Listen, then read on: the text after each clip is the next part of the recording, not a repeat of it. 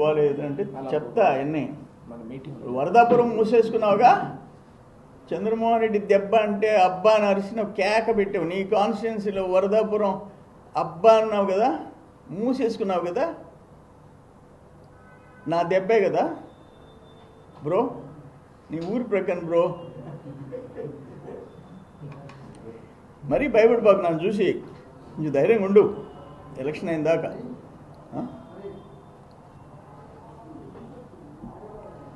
నువ్వు అంత సంపాదించి 2 ఇళ్ళు కట్టుకొని 1000 కోట్లు సంపాదించి నువ్వు అంత డల్ అయిపోతే చూడలేకున్నావు. అది మర్చిపోయినా. అసలు నువ్వు చంద్రబాబు ఏం చేశాడని అడుగుతున్నావు కానీ సోమశిల అప్రాన్ చేయించువా? ఆప్రాన్ను వ్యవసాయ మంత్రి నువ్వు, మా మా మంత్రి డ్యాన్స్ మాస్టర్ డ్యాన్సర్ అంబటి, ఆయన సంబరాలు అంటాడు, నేనే సంబరాలు అని చెప్పాడు. ఆయనకు అరగంట టైం ఇప్పించి నువ్వు కూడా కూర్చొని ఆ ఆప్రాన్ మీద నిలబడండి. నువ్వు ఆయన ఒక అరగంట టైం ఏంటి, ఆయన అరగంట ఇవ్వను, నువ్వు గంట నిలబడండి. అది ఏదైనా ప్రమాదం జరిగితే ఘోరమయ్యా. అరే ఎక్స్పర్ట్స్ కమిటీ ఆప్రాను ప్రమాదం అని చెప్తే దాన్ని చేయించలేనోడు నువ్వు ఒక వ్యవసాయ మంత్రివా? వ్యవసాయ మంత్రి నువ్వా? నీ కాన్స్టిట్యున్సీలో నేను వచ్చి 63 కోట్లు లిఫ్ట్, దక్షిణ కాలువ 7 కోట్లు, ఇట్లా కోట్లు నీ దాంట్లో చేశా, నీ మండలంలో చేశా. ఇంతలా ఇన్ని ఎకరాలకి నువ్వు 146 టీఎంసీలు దాని మీద ఆధారపడి ఉండే. అది 78, ఇది 68. ఆప్రాన్ దెబ్బతింటే ఎక్స్పర్ట్స్ కమిటీ ఎమర్జెన్సీగా చేయాలని ఇస్తే 20 కోట్లు బిల్లు అయితే కట్టలేక పెట్టేపాడు ఎత్తుకొని పోతే కలేజా ఉండాలయా. అసలు ఒక మంత్రి అనిపించుకో. 7 నుంచి దాటకుండా రోజు నన్ను తిట్టేదాన్ని. నువ్వెందుకు మంత్రి? ఒక జిల్లా మంత్రివే. జిల్లాలో ప్రధానం సోమశిల రిజర్వాయర్ 146 టీఎంసీలు, 7 లక్షల చిల్లర ఎకరాలు నెల్లూరు జిల్లా దాని మీద ఆధారపడి ఉండేది. చిత్తూరులో 50,000 ఎకరాలు, తమిళనాడుకి చెన్నైకి డ్రింకింగ్ వాటర్ 15 టీఎంసీలు. అది ఏదన్నా అయితే ఏం కావాలా?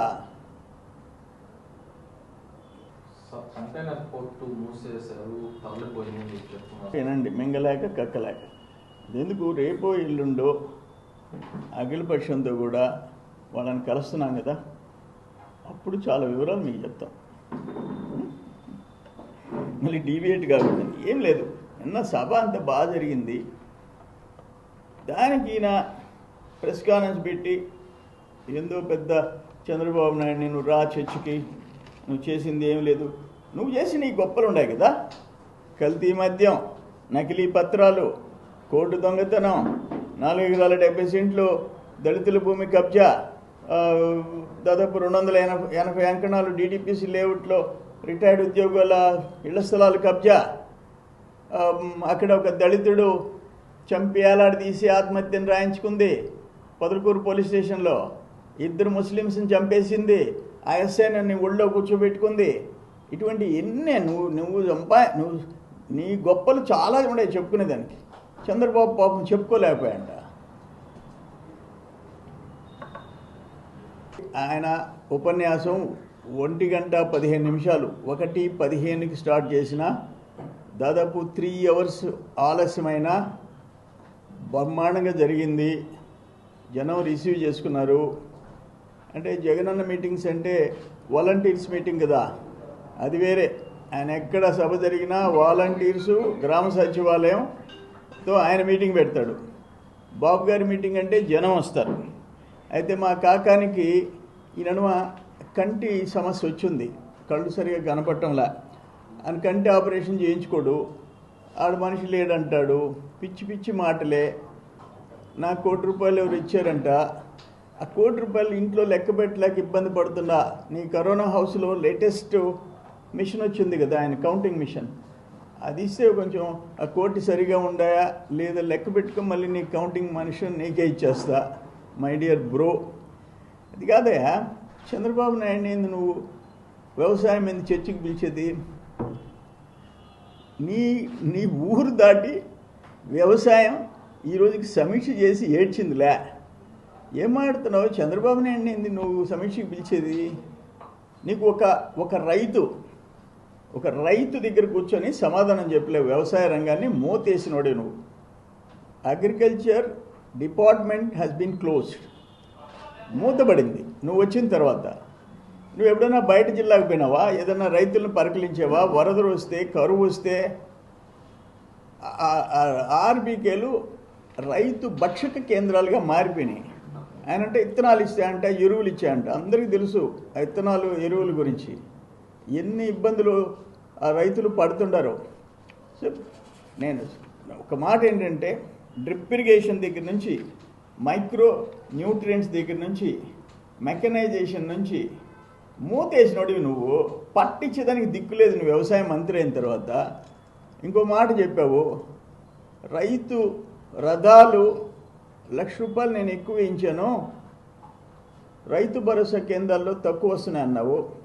నా చెవు కోసుకుంటా. అప్పుడు రైతు రథాలు, ఇప్పుడు ఆర్బీకేలో ఇచ్చే రేటు అంటే మీరు కొన్ని గ్రూపులకి ఇస్తున్నారు, అది కూడా నామినల్గా 75,000 నుంచి ఒక్కొక్క ట్రాక్టర్ మీద 1.5 లక్ష ఎక్స్ట్రా పెట్టి నువ్వు అమ్మిస్తున్నావు, నువ్వు దోచుకుంటున్నావు. చంద్రబాబు నాయుడు చర్చికి రావాలి. నీకు 2 ఏళ్ళు కల్తీ మద్యం కేసులో ఇరుక్కొని మా నాయకుడు చంద్రబాబు నాయుడు కాళ్ళు పట్టుకున్నాడు నువ్వు, నారాయణ గారి కాళ్ళు పట్టుకున్నాడు నువ్వు. ఫస్ట్ 2 ఇయర్స్ నువ్వు రాత్రి 10 అయితే నువ్వు ఎక్కడున్నావు? నారాయణ గారి ఆఫీసులో ఓఎస్డీ పెంచిలిటి తిరిగి కూర్చొని నీ బతుకది. నువ్వు వచ్చి చంద్రబాబుని రమ్మంటావా? అయ్యా నాయన, ఆయన అంట 10,000 ఓట్లు కూడా నాకు రావంట. నీకెందుకు అంత టెన్షను? నువ్వు ధైర్యంగా మనిషి ఫంక్ అయిపోతున్నావు, డెస్పరేట్ మూడ్లోకి వెళ్ళిపోతున్నావు. అది జనం చూసుకుంటారు. ఇప్పుడు పరిస్థితి ఏంది? జనం నాకు ఫైనల్గా అందరికీ తెలుసు, జైలు జీవితం నీకు. నువ్వు కల్తీ మద్యంలో తప్పించుకోగలవా? నకిలీ పత్రాలు నేను పెట్టిన కేసులో తప్పించుకోగలవా? తప్పించుకోలేవు. కంపల్సరీ నువ్వు జైలుకి పోవాల్సిందే. ఇంకోసి ఏంటంటే, జనానికి ఇప్పటికే అర్థమైపోయింది, 3ఓసారి పొరపాటున సర్వేపల్లిలో కాకాని గెలిస్తే సర్వేపల్లిని అమ్మేస్తాడు, గ్యారంటీగా అమ్మేస్తాడు. అది ఆఖరికి కాబట్టి కొంచెం సిగ్గు శర్మ ఉండాలా ఒక రాజకీయ నాయకుడికి. ఇప్పుడు తమాష ఏంటంటే,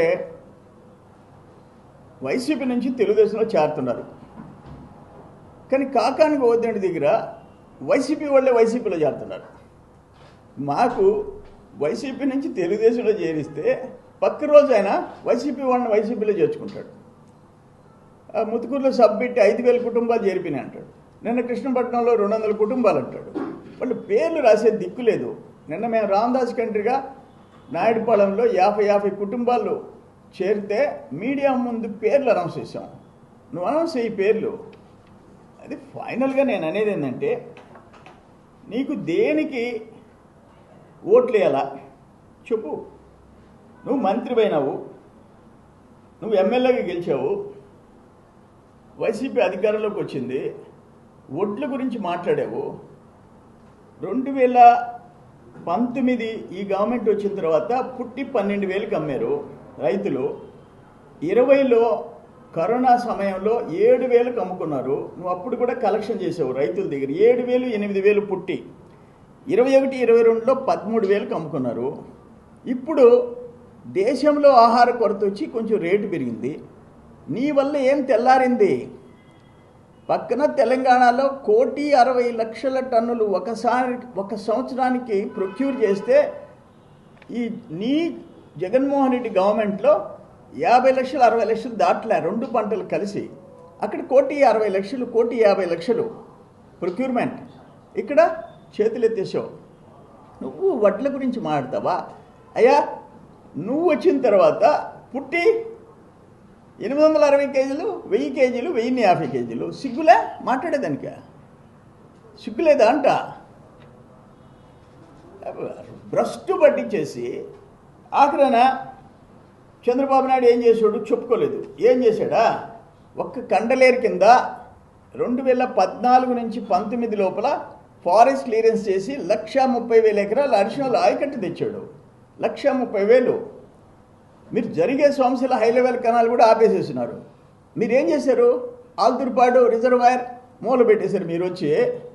నువ్వు వచ్చి సర్వేపల్లిలో డేగపూడి బండేపల్లి కెనాల్ మూల పెట్టేసావు. దక్షిణ కాలువ బ్యాలెన్స్ ఆపేసావు.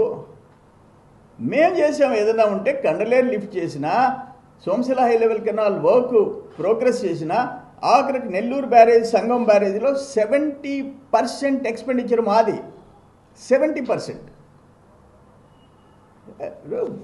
మాట్లాడడానికి అర్హత ఉండాలి. చంద్రబాబు నాయుడు కాళ్ళు పట్టుకున్నోడివి.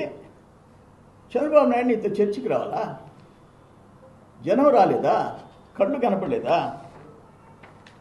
ఇదిగో ఇదొక ఫోటో చూసుకో.